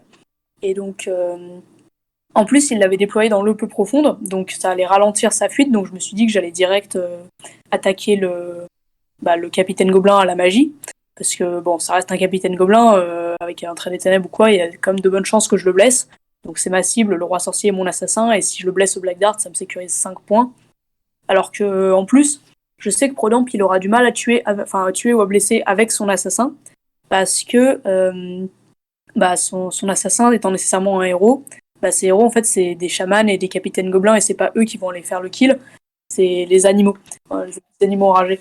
Donc j'ai pas trop de problèmes vis-à-vis de ça. Par contre, du coup, c'est là que la longue série de poids commence parce que mon roi sorcier tire son Black Dart, sauf que peut-être j'ai mis 2 ou 3 2 dés, je crois, avec la relance de la couronne et je fais pas plus que 3. Ça arrive. Dommage. Donc, bon, m'inquiète pas trop. Donc, je fais ma phase d'approche, mais là, je prends un gros coup de pression parce que donc j'ai Guritz qui est dont j'ai quand même besoin parce que c'est quand même 3 points de puissance et tout, donc en contrôle de phalange, c'est important. Et Guritz, en fait, il prend une flèche, 2 flèches, pendant la phase de tir de Prolamp. Donc, sachant qu'il était derrière deux mecs et tout, donc il y avait des trages quand même. Hein. Mais sur cette phase de tir, je perds 4 mecs, dont les 2 qui sont devant Guritz en plus. Donc pour la prochaine phase de combat et tout, ça m'emmerde un peu. Et Guritz, donc, Guritz perd son point de destin, il sauve la première blessure, mais il en prend une deuxième qu'il peut pas sauver. Donc du coup, Guritz c'est à 1 PV, tour 1, avec ses 3 points de puissance. Et si je le laisse là, en fait, il y a des chances qu'il se fasse tuer. Et s'il meurt, bon, voilà. C'est embêtant. Bon, au moins, tu sais déjà dorénavant que c'est ta cible, quoi. Voilà, alors clairement, il y a pas trop de doute. Donc, là, Guritz, il a fait la tour 2, il fait la seule chose qu'il y avait vraiment à faire dans cette situation, c'est courir, se cacher derrière un décor et tant pis pour les autres, quoi. Et je continue à... Alors, donc ouais, et en fait, là, le plan de jeu change. Je me dis, puisque Guritz en a pris une, va falloir que je le démo pour être sûr de mon coup. Parce que voilà, si ça se trouve, il va arriver à planquer son capitaine Gobelin, j'arriverai pas à le rattraper avec le Witch King et tout. Donc la meilleure chance de l'avoir, c'est quand même d'assurer la démoralisation. On parle quand même de démoraliser 66 Gobelins, donc il fallait que je joue un peu vite et tout. Mais ça surtout fait. AOL, ça tape assez fort, mine de rien, AOL. Hein. Ouais, donc pour le placement de la phalange, j'étais pas trop mal parce que du coup, j'étais un peu en... Enfin, j'ai tendance à me mettre un peu en V quand je suis contre des compos vraiment plus nombreuses que la mienne. Comme ça réduit les risques de contournement et tout. Et donc avec la bannière à 12 pouces et mes troupes, ça a été plutôt vite. Et j'ai eu des bons jets sur la phalange aussi, je pense. Enfin, en tout cas, un tour avant la fin, j'avais réussi à le démo. Par contre, mon roi sorcier avait plus de puissance à cause d'un combat héroïque malheureux pour se replacer. Ah oui, Quelque chose comme ça. Qui dit démo avec un tour, ça veut dire un tour où il doit faire des tests. C'est avec ça, le exactement. moins 1 du roi sorcier et la faible bravoure du gobelin. C'est ça. Ça peut bien Exactement. Donc il y a eu des gobelins qui ont dégagé. Par contre, malheureusement, ma cible qui avait donc entre-temps réussi à s'enfuir sans prendre un seul Black Dart, j'ai dû faire 2 ou 3 essais. Et le meilleur que j'ai eu, c'est de faire 1 à la touche, quoi. Okay. Donc même pas lui enlever le point de destin ou quoi. Et donc mon roi sorcier avait plus de puissance. Et donc j'avais dû le replacer. Mais je m'étais débrouillé pour le replacer dans l'élan de Guritz, en fait, parce que Guritz, donc, comme il me servait plus à rien, il était AFK au fond de la map. J'avais replacé quand même le roi sorcier dans sa zone d'élan. Donc c'est un coup que j'avais bien aimé sur cette partie. Et donc en fait, j'ai déclaré l'élan avec Guritz. Le roi sorcier faisait son aller-retour pour balancer un Black Dart avant de se prendre la tornade de magie des chamans en face. Et du coup, ça m'a fait 1 ou 2 tours peut-être où le roi sorcier pouvait bouger avant et jouer sa magie. Bon, avec le succès qu'on lui connaît. Mais je négocie pas bien la fin de la game parce que donc on est au dernier tour, donc lui il a dû faire ses tests de bravoure, etc. Bon, malheureusement ma cible s'est pas barrée à la démo. Mais en fait, il y avait des chauves-souris sur la gueule de l'empereur, enragé évidemment. Et le tour d'avant, j'avais pu tempo ça avec une défense, mais en fait, au tour le deuxième tour, donc le dernier tour de la partie, j'avais plus de puissance pour déclarer une défense. Et j'ai pas réussi. En fait, je pense que j'aurais dû paralyser une des chauves-souris qui entourait l'empereur. Donc comme ça, je l'empêche de... Comme j'avais joué avant. Grâce à un élan de Guritz sur le roi sorcier. Donc en fait, je pouvais paralyser une chauve-souris. Et donc ça en faisait une qui venait pas s'en prendre au roi sorcier. Et l'autre était derrière. Donc si elle restait derrière, il y avait plus de place devant le socle de l'empereur pour charger. Donc si elle voulait charger, c'était derrière. Et là, je pouvais mettre un piqué pour séparer le combat. Donc si j'avais joué ça correctement, j'aurais pu sauver le cul de l'empereur. Mais ce n'est pas ce qui s'est passé. Donc j'ai mal joué mon coup et l'empereur est mort. Donc en fait, à la fin, ça fait égalité. Donc parce que lui, il a 1 point pour avoir blessé Guritz et 2 points pour avoir tué mon général. Et moi, j'ai 3 points pour la démo. Ah, c'était donc serré quand même comme partie. Ouais, je suis vraiment passé très près de la gagner en fait. Si j'avais fait le dernier tour correctement, ça passait. Mais non. Tu sais où sont tes erreurs et c'est ce qui est le plus important. Voilà, c'est ça. Là, pour le coup, là, il y avait les deux. Il y avait parce qu'il suffisait qu'il y ait un Black Dart qui passe sur le capitaine et c'était plus un problème. Mais non. Donc le fait que je me sois retrouvée dans cette situation-là a fait que les jets de dés ont pu me douiller. Alors que si j'avais protégé l'empereur correctement, c'était plus une question de jet de dés en fait. Je gagnais point barre. Donc voilà. Après, du coup, on a enchaîné sur Seigneur de guerre. Alors, c'était un scénario où sur le papier, j'étais pas trop mal. T'as Mais joué en contre fait, qui? je suis tombée sur Dol et sa légion légendaire des tréfonds de Dol Guldur. Et Azog, c'est chiant. Ouais, ça. Et si vous voulez voir un peu plus les games et tout, vous pouvez les trouver sur le blog de Amandil, les pièces avancent. Vous aurez le lien en description, n'hésitez pas à aller checker. Ouais, Vous tout à aurez fait. plus de photos et un rapport plus J'ai fait le détaillé des rapport de parties. bataille, voilà. J'ai fait le rapport de bataille de façon plus détaillée et à tête reposée, quoi. Je l'ai écrit la semaine après le tournoi, donc c'était encore assez frais pour avoir à peu près les grandes lignes, etc. Ouais. Mais du coup, ce sera plus précis qu'effectivement le compte rendu que je vous fais là. Donc ouais, après donc la deuxième game, là pareil, ça commence de le redire à pas mal de chasseurs. Et donc je me dis, bah on est sur Seigneur de guerre, les chasseurs ça croustille quoi. Donc il y avait des lignes de chasseurs qui s'étaient planqués derrière des décors pour faire pour tirer, parce que dans le redire aime beaucoup le tir. Et en fait je voulais envoyer le roi sorcier faire un combat héroïque, enfin faire une injonction pour placer le mec un peu plus près. Comme ça, j'arrive, je fais un combat héroïque et je projette dans sa petite ligne de chasseur, là, et ça peut me faire quelques kills. Et après, le roi sorcier revient, après avoir validé le combat, pour se mettre derrière les lignes avec les potes. Et pas rester au milieu de la pampa, là, tout seul. Après, le problème, c'est que j'applique le plan tour 1. Le roi sorcier, il fait 4 sur son injonction. Et le problème, c'est que la Légion légendaire d'Azog, elle a la résistance à la magie. Et donc, forcément, dans le redire, il roll son 4+ sur la résistance à la magie, donc le plan tombe à l'eau. Et donc là, ça se passe. On s'est un peu tourné autour sur le début de la game. Lui, il essaie de contourner sur le côté avec Azog, parce qu'il a quand même un peu peur du roi sorcier. Et moi, du coup, j'ai essayé de foncer devant pour aller rattraper les chasseurs qui étaient en train de se barrer, parce qu'il a bien compris que c'était mes cibles. Donc je leur ai couru après pendant quasiment toute la partie. Et en fait, donc les combats se sont engagés dans une sorte de point de goulet d'étranglement un peu. Et j'avais laissé l'empereur en positionnement un peu agressif parce que je me suis dit que si jamais il osait envoyer Azog dessus, ça risquait de mal se passer pour Azog aussi parce que si l'empereur gagne le combat, il a 9 dés qu'il blesse sur 5, ça pique. Mais donc, et puis si jamais il m'envoie personne, l'empereur va taper dans ses troupes et comme le but c'est quand même de faire des blessures, voilà. Sauf que à peu près à ce moment-là, donc on a les combats qui s'engagent et tout. Azog tape un peu à droite, à gauche.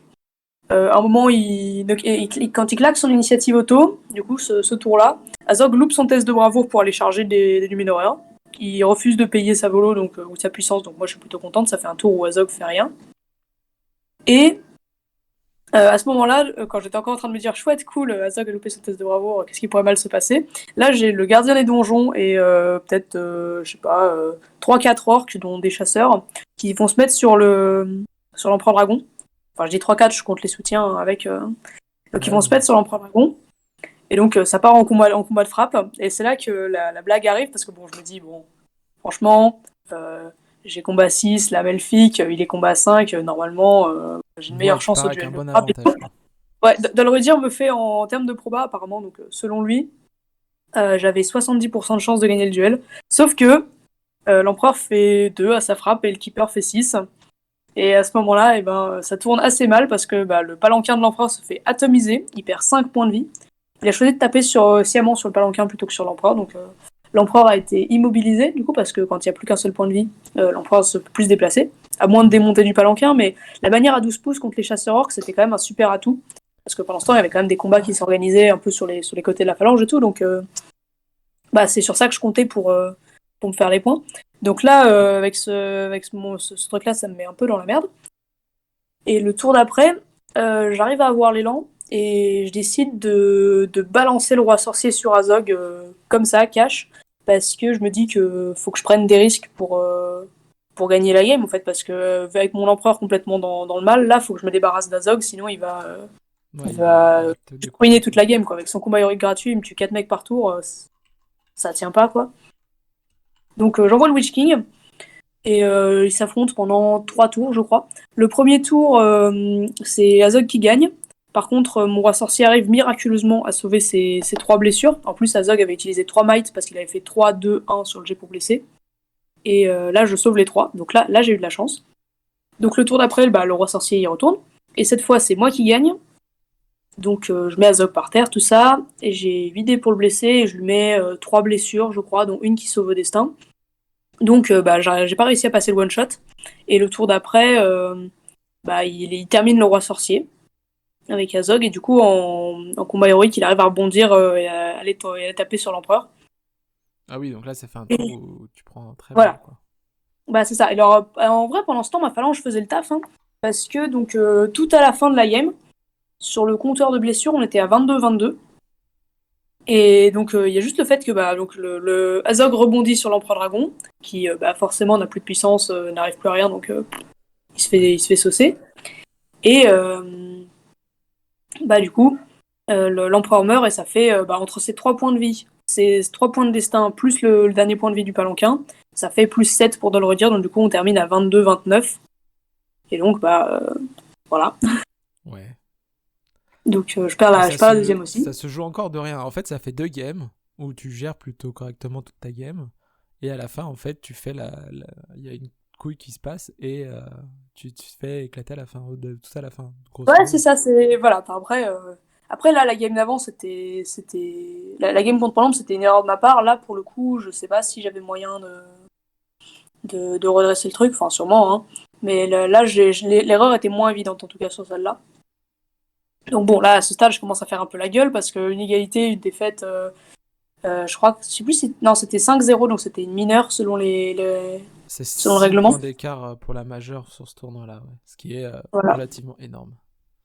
c'est vrai. Et après, j'avais cru comprendre qu'on avait quand même eu pas mal de majeurs d'enregistrer, parce qu'avec le temps additionnel, enfin additionnel, par rapport aux parties de 2 heures dont on a l'habitude, en fait, comme il y a plus de temps, les parties vont vraiment au bout, et du coup, les gens peuvent marquer plein de points, de ce que j'avais cru voir. Ouais, les parties sont allées un peu plus. Généralement, les gens allaient jusqu'à la démo. Ouais, voilà, Ce donc qui permettait d'avoir un peu plus de majeurs, ouais. pas mal de points, genre sur les objets ou des trucs comme ça. Donc, enfin, ça, c'est ce que j'ai entendu, donc j'ai pas trop observé ça moi-même, mais j'en parlais avec chacun un peu en rentrant du tournoi. Et donc, bon, là, j'arrive sur une. Là, c'est le moment où les scénarios de Maelstrom sont annoncés. Moi, comme j'ai notre Seigneur Guritz dans ma liste, je m'inquiète pas trop. Et on tombe sur Tenez vos positions, celui où il faut aller au centre. Et du coup, là, pour le coup, la partie se passe vraiment très bien. Parce que alors, je tombe contre Harry Coco, qui Ouais. a une liste avec du Minas Tirith, des Hobbits, Tranduil et Radagast sur règle. Donc, Déjà, déjà, je suis bien parce que Maelstrom. Et lui, en plus, il a pas une armée qui est bien pour les Maelstrom parce qu'entre Denethor qui a pas de puissance, les Hobbits qui bougent de 4 pouces, enfin, il est pas équipé pour, quoi. Ouais. Et donc, là, c'est vraiment une partie qui se passe comme sur des roulettes pour moi. Enfin, je sors la première. Avec Guritz, j'arrive à regrouper toute mon armée sur un bord de table sans dépenser de points de puissance pour ça, grâce à son bonus d'entrée en Maelstrom. Et puis, donc je marche vers le milieu de la table et tout. Et en fait, il y a Radagast qui se ramène pour essayer de tester le roi sorcier, en fait. Il se pose à 12 pouces du roi sorcier et donc il utilise tout son mouvement pour ça. Et il me fait une panique, sauf que bon, j'y résiste. Et donc le tour d'après, j'ai le roi sorcier qui tombe sur la gueule de Radagast. Il frappe. Radagast fait une défense, du coup je choisis de frapper son aigle après avoir gagné le combat. Et là, Ce qui est le plus logique, ouais. là, je dis, bon, j'ai 4 attaques parce que j'ai chargé, donc je vais taper. Je vais les mettre une par une sur l'aigle au cas où il m'en reste une, tu sais. Et là, je roll donc les dés un par un, et je fais 5, 5, 5, et je one-shot l'aigle. Bon, il m'en reste une Ok. pour taper sur Radagast, mais ça aura pas d'incidence. Donc clairement, là, je démarre la game en m'étant débarrassé du petit oiseau. J'ai les troupes qui sont. Pendant que le roi sorcier est en train de s'en prendre à Radagast, il y a Guritz qui fait moniteur de colonie de vacances en amenant Hmm. toute la phalange sur le centre, là, en mode allez par ici. Et en fait, à partir de là, vraiment, j'installe tout le bloc au milieu et il peut plus rien faire pour me déloger.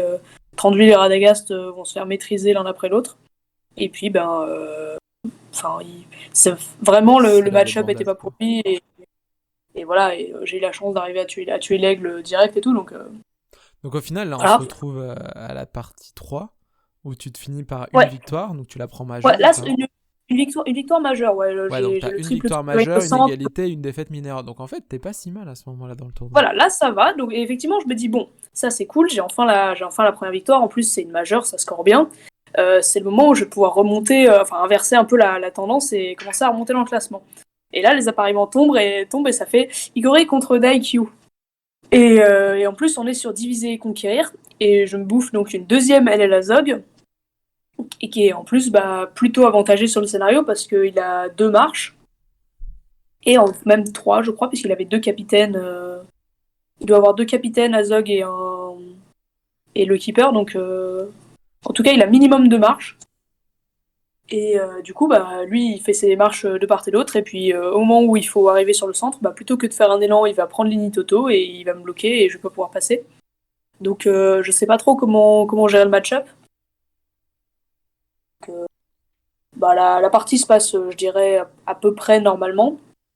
Donc, effectivement, je galère à gérer le match-up. J'arrive pas à me frayer un passage au centre et tout. Et en plus, je fais une erreur en début de game, en fait. Pareil, je veux refaire le coup du projeté dans les chasseurs orques. Cette fois, ça passe. Sauf que, évidemment, classique, je fais 4 sur le combat héroïque. Et le chasseur en face, il fait 6. Donc là, je panique un peu, en fait, et je paye les 2 points de puissance parce que je me dis, si je me foire et que je reste là, en fait, le tour après, il prend l'Initoto avec Azog et il me pète la gueule. Ouais. Sauf que, en vrai, là, j'ai surréagi. Parce que, en vrai, si je paye toute la puissance de mon Witch King, ça fait qu'il sert plus à rien toute la game. Et c'est ce qui s'est passé. Hein. Alors que si j'avais gardé les points de puissance et que j'avais accepté la défaite sur le truc, même si Azog venait dessus, j'avais quand même des frappes. Et donc, en fait, je suis pas sûr qu'il serait venu direct comme ça. J'avais encore au moins 2 tours de frappe pour lui faire un peu peur, quoi. Et parce que là, sinon, après, mon roi sorcier, il a fait son combat héroïque, il s'est replacé hors de portée d'Azog, mais du coup, il a vraiment servi à rien tout le reste de la game, quoi. Ouais. Donc, bof. Et donc, voilà, après, ça se passe pas très bien non plus. Donc là, je prends peut-être 9-0 sur ce scénario-là. Ouais, en fait, t'es parti du principe que tu jouais contre un bon joueur et tu t'es un peu mis la pression dès le début.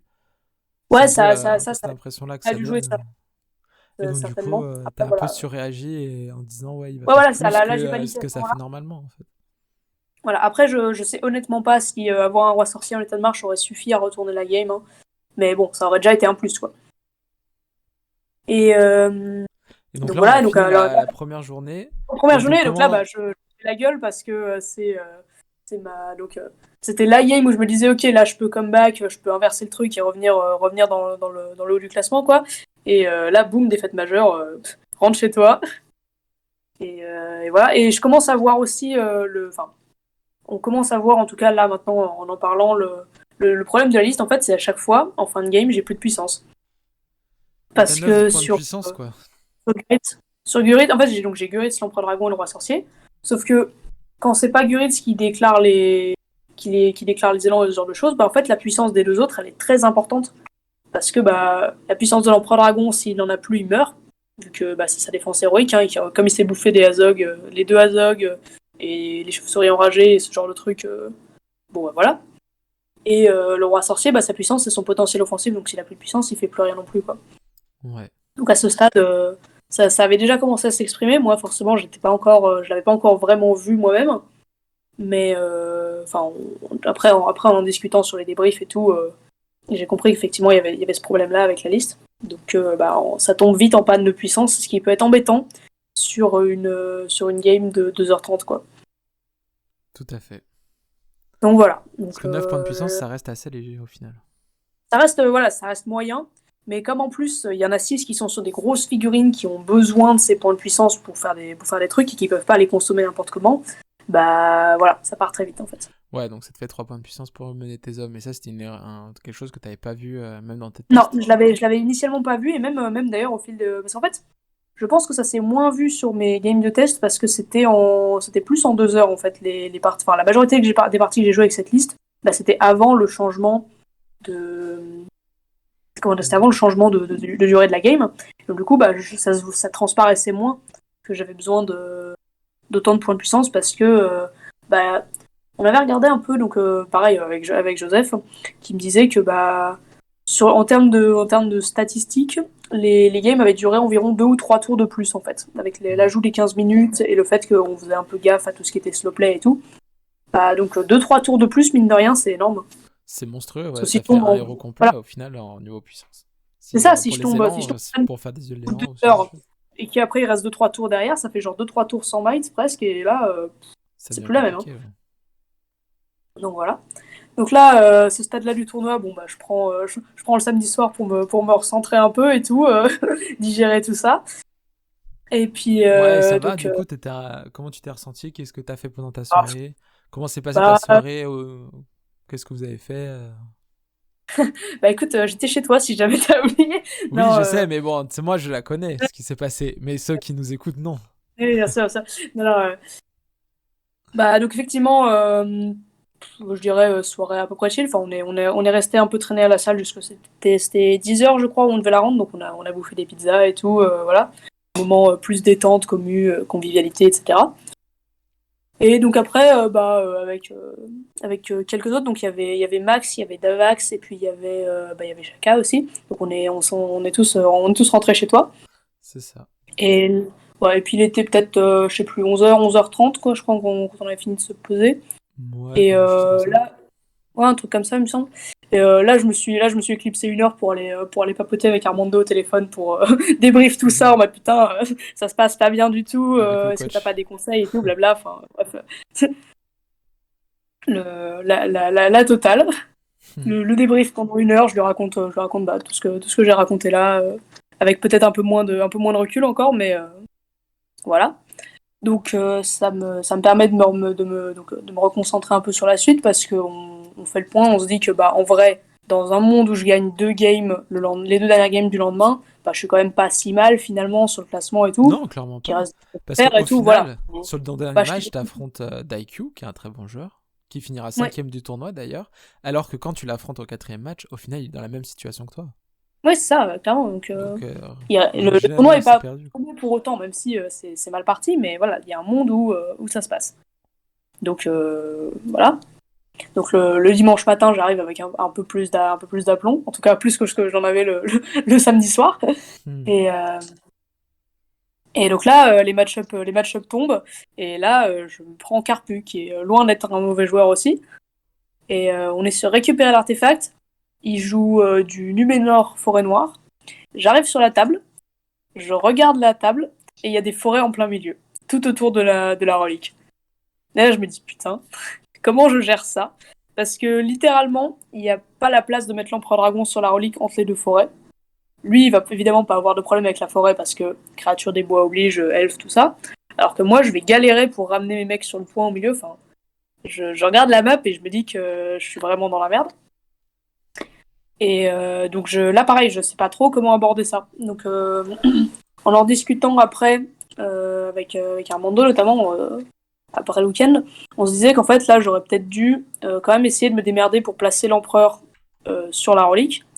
Mais là sur le coup, j'ai pas l'impression de pouvoir le faire en étant dans la game. Et je me dis bah bon, euh, comment je fais? Donc déjà j'ai l'initiative. Donc on déclare tous les deux nos marches, bien sûr, classique récupérer l'artefact.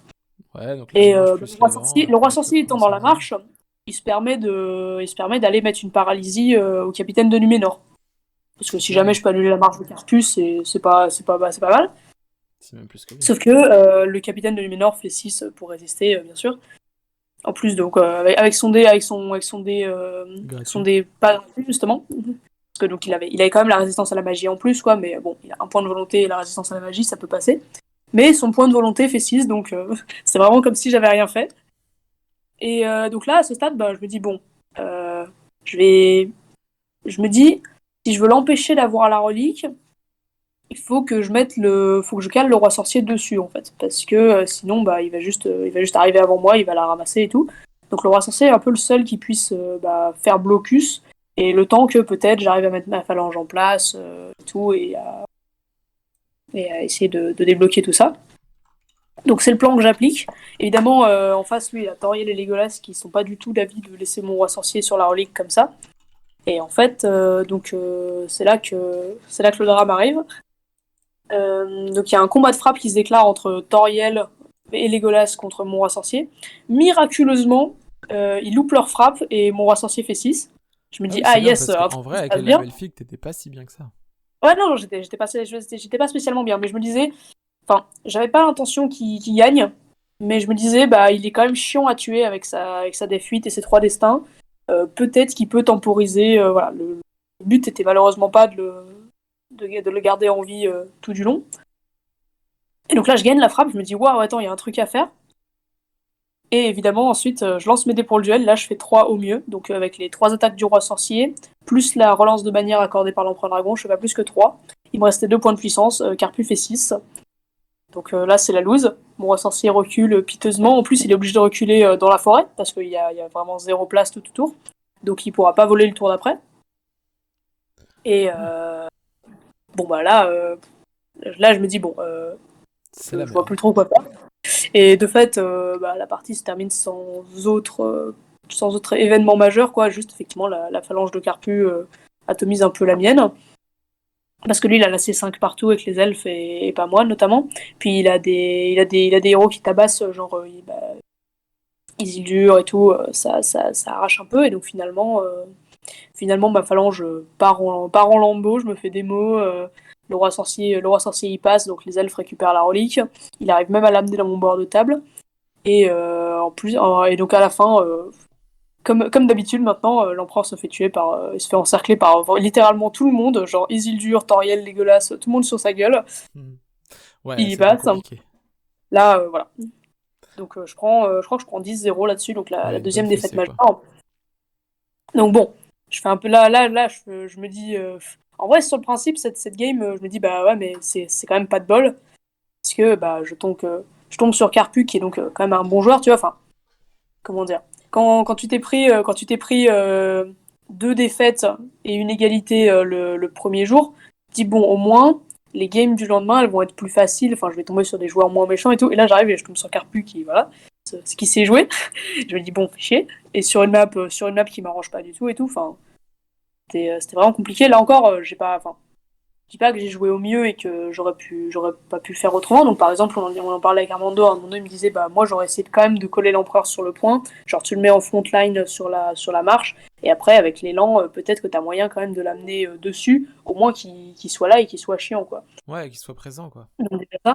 Voilà c'est ça, parce que là il était resté à peu près sur le côté. Il savait pas trop où se mettre, tu vois. Ouais, parce qu'il peut être Et... ralenti, mais ça l'empêche pas de bouger quand même. Oui c'est ça, voilà, mais sauf que en fait il était derrière mes troupes, donc Ouais. un plan qui n'a pas exactement fonctionné quoi. Et Carpul, lui, il me disait qu'il aurait pas. Carpul, il me proposait une autre approche. Ça aurait été de le laisser déterrer la relique et d'essayer de la récupérer sur ses mecs à lui. Parce que il m'a dit, bah toi, quand t'as mis ton roi sorcier là au milieu, bah je me suis dit que c'était bon, que c'était plus vraiment une menace parce que j'allais pouvoir l'affronter facilement et tout. Donc lui, il aurait eu davantage peur de mon roi sorcier s'il était resté plus mobile, à pouvoir faire de la magie encore, des trucs comme ça. C'est vrai. Donc voilà. Donc encore une game qui s'est donc pas très bien passée. Donc à ce stade là, bon, je me dis bon, que, que peuvent les hommes face à Dornoën. Mais je me dis bon là, c'est un peu la dèche. On va essayer de prendre une victoire sur la dernière quand même pour partir avec un peu plus de panache que prévu. Mais bon, ce sera pas cette fois quoi. Ouais, Et le donc principe la du dernière game, repère, ça arrive en finale, tes games, c'était toutes assez serrées, mine de rien.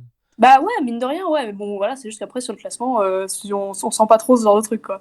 Ouais, Donc mais c'est pas très grave, ça. c'est quand même ça fait mal, ça fait un peu mal. Mais donc après sur la dernière game, bah je tombe contre Aira Mornier Ouais. et qui joue du Minas Tirith Rohan. Donc là je suis assez contente parce que c'est Minas Tirith Rohan, enfin c'est pépère quoi. C'est pas le genre de liste où tu te dis oh merde j'ai 12 000 trucs à gérer. C'est vraiment Ça te juste crée pas de 50 mecs en surprise, ouais. face, un Théodred et voilà. C'est stable, mais t'as pas vraiment trop d'éléments de surprise à gérer, donc c'est assez reposant à affronter. Moi je trouve, j'aime bien. Donc faut que je gère le Théodred, mais sinon c'est tout. Bon après le problème c'est que lui il est 40, enfin c'est que lui il est 50 et moi je suis 44 et il a de la def 7, donc ça peut être plus compliqué pour le déloger. Et en plus il a une gold et il est chiant parce que ça fait que tu recules même quand tu gagnes les combats. Donc la partie commence, alors tour Sur 1 quel j'arrive à scénario? neutraliser Ah oui, pardon, on était sur percée. Ok. Donc voilà, donc là, du contrôle d'objectif assez classique, donc c'est pour ça que ça m'emmerde qu'il soit 50. Ouais, et c'est pour ça aussi que le fait qu'il recule pas, Voilà, c'est un peu chiant. voilà aussi, ouais. C'est pour ces deux raisons-là, ça c'est chiant sur ce scénario. Donc bah, là, tour 1, j'arrive à neutraliser Théodred avec le roi sorcier, donc je fais une contrainte sur un cavalier qui l'accompagne, combat héroïque projeté, voilà, Théodred par terre, tour 1. Donc Bon, là, je suis ça c'est contente de mon coup parce c'est que j'ai, bien. voilà, c'est vraiment ça, c'est fait, j'aurais plus à me soucier de lui pour toute la game. Donc mon objectif, il est en sécurité, il y a quand même 5-6 mecs dessus. Parce que du coup, en termes de déploiement, ce que j'avais fait, il y avait une tour à peu près aux 2 tiers de la largeur du terrain, je dirais. Donc en gros, il y avait l'objectif de gauche qui était isolé du reste par la tour. Et sinon, bon, il y avait quelques ruines, mais sinon, c'était globalement relativement ouvert au milieu. Et il y avait un peu de ruines sur l'objectif de droite. Donc comme il était 50, je me suis dit, bon, je vais me caler entre les décors sur le milieu de la table. Comme ça me permet de menacer l'objectif de droite, de menacer de percer sa ligne pour aller taper son objectif à lui, qui rapporte plus de points. Et je lui abandonne l'objectif de gauche, mais je place un ou deux gars sur la tour. En fait, la topographie du bâtiment faisait que je pouvais avoir 2-3 gars qui pouvaient genre être en hauteur. Il y avait un escalier pour monter et tout, blabla. Et qui pouvaient potentiellement sauter dans l'objectif dernier tour, en fait, s'ils n'étaient pas délogés. Donc, j'ai vraiment mis 4 Moranons et 4 Moranons et un pisteur dans cette tour, et ils ont été chiants comme ça toute la game. Juste parce que du coup, Aera devait mettre des ressources pour les déloger parce que sinon il y avait le risque qu'ils débarquent dans l'objectif dernier tour et que et du coup il conteste un point, quoi. Voilà, donc ensuite le combat de phalange s'enclenche. Là je suis pas trop mal, mais que j'ai quand même envie de percer plus vite. Donc au deuxième tour, après le roi sorcier, après avoir fait sa petite commission sur Théodred, il revient et il va charger les rangers du Gondor qui sont en soutien, 2 par 2. Donc il en pète 2. Et ensuite sur son combat héroïque, il va se mettre sur un lancier qui est pas loin derrière Ingold. Parce qu'en fait, Ingold a engagé l'empereur dragon sur le premier élan. Et, euh, et parce que de toute façon, il a déployé Ingold devant l'empereur dragon. Je pouvais pas y faire grand chose parce qu'il avait plus de troupes que moi. Donc Ingold allait être dans les pattes de l'empereur. Donc j'espérais me débarrasser d'Ingold relativement vite. Donc ce que je fais, c'est que après le combat héroïque de le roi sorcier, je le place sur un lancier derrière Ingold. Et je projette dans le combat de l'empereur dragon. Comme l'empereur peut pas tomber à terre, il aura 18 dés en fait concrètement pour pouvoir blesser Ingold entre ses attaques à lui et les attaques de son palanquin qui Si seront tu toutes gagnes le doublées. combat, ouais. Si je gagne le combat, ouais, mais après je sais plus ce qui s'était passé, mais enfin Oui, enfin il y bon, il y a a forte chance que tu gagnes le voilà, combat. j'ai quand même combat 6 avec la lame elfique, donc même s'il frappe, Ingold n'est pas serein. Donc je crois que j'étais pas trop mal et de fait j'ai gagné le combat. Alors bon, évidemment le truc drôle c'est que au moment où je projette, l'empereur dragon perd un destin parce qu'il se prend le gars dans la gueule. Et le piquier qui était derrière le palanquin se fait tuer au passage aussi. Merci la défense 6 et la défense 7. Donc bon, là je fais la gueule, mais bon, en soi c'est pas grave quoi. Non, c'est pas très C'est grave. juste assez con. C'est drôle et con, mais voilà. Et donc là, j'ai Ingold à terre et tout, l'empereur tape dessus et il lui met peut-être une blessure, alors qu'il a 18 dés. J'étais là en mode, mais qu'est-ce que tu fais?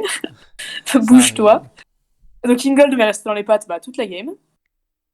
Euh, j'ai réussi à percer quand même dans sa phalange, mais finalement, j'ai envoyé le roi sorcier sur son objectif et ça a entraîné un mouvement de troupes. Donc il y a toute la troupe de Madrid qui a suivi le mouvement parce que du coup, il s'est retrouvé à défendre son objectif avec 10-15 mecs, hein, parce que il prenait la menace très au sérieux. Parce qu'effectivement, en plus du roi sorcier, il y avait sa phalange qui avait été percée, donc il y avait mes troupes qui suivaient de pas si loin. Donc j'étais pas trop mal, donc je menace son objectif. L'objectif de gauche, j'ai toujours un gars pour venir le contest. Parce qu'au moment où je perce, donc certes il a réussi à peu près à nettoyer les mecs de la tour, mais au moment où je perce, du coup, j'ai un ou deux gars qui partent sur la gauche pour aller contester l'objectif depuis un autre angle. Et ils arriveront à contest à la fin de la partie, il n'y aura pas de souci. Et donc, dernier tour, j'aurais pas son objectif parce qu'il l'a vraiment défendu avec beaucoup de monde. Par contre, j'ai de la chance, Denethor loupe son test de bravoure, donc je le fais sortir de sa cachette, il fait coucou. Le roi sorcier valide un refoulé, parce qu'évidemment il a plus de puissance, hein, lui, depuis un moment. Donc il arrive à valider un refoulé et à faire les 4 pouces nécessaires pour sauter sur Denethor. Il le tue. Donc là, à ce stade, j'ai les 2 points du général. Je sais plus si c'est un ou deux. Je crois que c'est deux. J'ai le point de mon objectif, donc je suis à 3 points. Potentiellement, il y a un monde où je peux le démo. Donc ça pourrait me faire un 4e point. Et pour les objectifs, bah, je peux espérer aussi un point sur l'objectif de droite. Et lui, bah, du coup, il aura le contrôle de son objectif, celui de l'objectif de gauche avec un point. Donc idéalement, je peux faire peut-être 4-2 dans un monde où ça se passe très bien, ou 4-3 si ça se passe un peu moins bien. Enfin, voilà, je me dis qu'il y a un truc à faire. Et donc là, dernier move de la partie. J'ai mon empereur dragon qui fait un combat héroïque pour pouvoir venir sur l'objectif de droite et faire le classique coup je démonte avec le palanquin, je mets 6 mecs sur Avoir l'objectif beaucoup et ben d'objectifs. moi. Mm. Et donc je setup ce combat héroïque, donc j'ai l'empereur dragon et un Moranon sur un pauvre guerrier de Minas Tirith. Je gagne le combat, tout va bien. J'ai 10 dés pour le blesser et là rien ne va plus. Je ne le tue pas. Ouais, là, il y a Donc vraiment de la adieu le mauvaise combat réussite, héroïque. pour le coup. Là, bon, clairement, je me dis, ok, une conclusion adaptée à ce week-end. Donc le palanquin qui ne rebouge pas pour aller me prendre l'objectif. Et à la fin, on fait les comptes et je rate la démo à une figue. Ok, et du Donc coup, tu perds là, la game ou tu donc là, alors je perds pas la game quand même. Bon, Ça ça fait va. égalité 3-3. Donc lui, il a un point pour chaque objectif. Donc il en contrôle 3. Moi, j'ai le mien. Et j'ai la mort de son général. Donc là aussi, sur le test de bravoure raté, quand même, il faut le souligner. Bon, tu vois, il y a quand même un peu de réussite à certains endroits. Voilà, il y a eu ça. Mais bon, voilà, le combat héroïque de l'empereur dragon, je le retiens. Et donc ouais, ça se termine là-dessus. Ouais. Ça termine sur une note qui est pas forcément... Bon, qui Voilà, a c'est l'image un vraiment peu de ton week-end, au final, avec pas mal le de dernier move du réussite. week-end. C'est l'empereur dragon qui arrive pas à tuer Minas Tirith. Ça dit des choses. Ouais, mais bon, c'est pas non plus Mais voilà. dramatique, quoi. Après, ouais, non, alors clairement, ça reste ça a été formateur comme week-end, non. Et bah, donc je faisais la gueule, mais en vrai, peut-être 3-4 jours après le tournoi, je me remettais à faire des listes en mode bon, ok, ça marche pas. Maintenant, sur quoi est-ce que je pars? Et puis, donc, j'ai rédigé le rapport de bataille dans la foulée aussi pour que ce soit fait. Ouais, Et pour t'enlever ça me semblait cette épine, important. quoi. Ouais, voilà, mais ça me semblait important de faire le rapport de bataille quand même. En plus, tu sais, j'avais pris les photos et les notes pendant tout le week-end, hein, donc autant que ça serve. Ça me semblait important de partager ça aussi à la commune parce que bah, c'est une expérience donc, qui n'est pas nécessairement facile ou quoi. Et je pense que c'est important aussi de dire que, bah, ok, j'ai pas eu de chance, mais faut pas se refermer là-dessus en disant ouais, c'est trop nul, pas de chance, ce jeu c'est de la merde et tout. Il y a toujours des choses à améliorer, même dans des situations où les jets de dés te pourrissent la vie. Et Ouais, voilà. c'est une super Et puis philosophie. j'ai eu aussi, je dois dire que j'ai eu un gros soutien de la commune, j'ai trouvé enfin, beaucoup de compassion de la part des gens. Donc bah, à la sortie du rapport de bataille, même pendant le week-end, quand je racontais mes games et tout, enfin, les gens étaient vraiment très, très gentils avec moi. Beaucoup d'encouragement, j'espère que ça se passera mieux pour le prochain tournoi et tout. Donc vraiment, la commune est top, je tiens à le rappeler. Mais oui, puis après, une contre-perf, bah, ça peut arriver, des moments où ça se passe pas forcément comme on l'a prévu, ça peut arriver. Les scénarios contre les adversaires qui sont pas les bons au bon moment, ça peut arriver aussi. Des fois, ça arrive. Ouais, c'est ça. C'est un tournoi, ça tient pas toujours voilà, ça tient pas toujours. Ça. Il y a beaucoup de facteurs sur un tournoi, les scénarios, les adversaires, beaucoup de choses qu'on contrôle pas finalement. Oui, mais après, c'est pas non plus Donc, hyper grave mais de rater un tournoi en soi. non, bien sûr. Bon, après là, du coup, ça fait que si je rate aussi le tournoi de Paris, bah la qualif, au revoir. Mais dans Bah tous non, les cas, mais ça tu peux aurait te été. qualifier en un seul tournoi, je pense. Mais il Bah, faut je faire peux, un mais faut mauvais faire top. faut faire top 5-6 à 11 là. Merci. Top Ouais, ça va 5-6 être sur 100 compliqué. personnes, c'est pas trop dans mes cordes. Faut pas Je dire suis pas ça, faut pas encore à dire ce ça. niveau. Faut pas dire ça, on a toujours moyen de faire une belle paire. Oui, bien sûr, mais quand même, c'est assez T'es pas improbable. plus bête qu'un autre, y a pas de raison que ça peut pas le faire. Non, mais je peux être plus étourdi. Ça arrive, mais bon. Regarde, il y a un tournoi de la déchatte, il faut un tournoi de la chatte. Regarde, au final, celui-là, tes plays, ils auraient pas forcément craqué sous les dés. Il y a plein de moments où t'as un peu craqué sous les dés. Bah, si t'avais un peu plus de réussite à ces moments-là, est-ce que le tournoi aurait été différent? Bah oui, tu vois. Oui, sûrement, clairement, voilà. Après, est-ce qu'il y a eu des erreurs dans les parties? Sans doute, mais ça veut pas dire que c'est un mauvais tournoi pour autant, même si t'as pas le classement Non, voilà, il y a toujours des choses à qui en suit la tirer, toujours performance. des choses à apprendre et tout, et voilà. Donc là, ça m'a appris que typiquement ma liste était vulnérable au craquage des gros héros et au manque de puissance. Donc deux facteurs qui, mine de rien, se sont révélés sur le tournoi. Hein. C'est pas de bol, mais ça sort pas non plus par hasard. Parce que, alors, je pousse le truc à l'extrême. Si j'avais joué Goblinville comme des Calogus, que mes héros craquent sur leur jet de duel, à part si c'est le roi gobelin, j'ai envie de dire, on s'en fiche. Ouais, c'est moins grave. Donc c'est la liste qui crée les situations aussi. Pareil, plus de puissance et les héros qui craquent, c'est des travers que ma liste peut avoir et que n'auront pas d'autres listes. Oui. Donc sachant ça, je me suis un peu réorienté aussi pour ça. Après, pour Paris, par exemple, je ferai pas l'erreur, je prendrai une liste qui sera mieux taillée pour la distance, quoi. Donc, comment tu envisages la suite de ta qualif maintenant? Et tu vas faire Paris, tu vas faire Anse.